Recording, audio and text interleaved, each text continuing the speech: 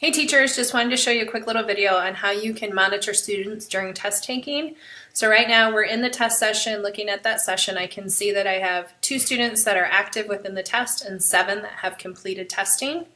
If I want to scroll down and I want to see where students are within the test, I can click on active and this little window will pop up and it'll show you that this student has answered 45 questions, did not respond to one, has visited an additional question but not responded, and then has 11 test questions remaining.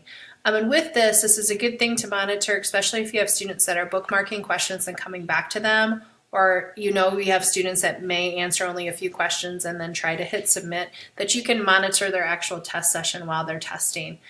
Another thing too that we ran into an issue with when I was at Vinton this week is we had some of our younger students, mainly 3rd graders, that would bookmark questions or visit questions and want to come back to them but didn't know how to get back.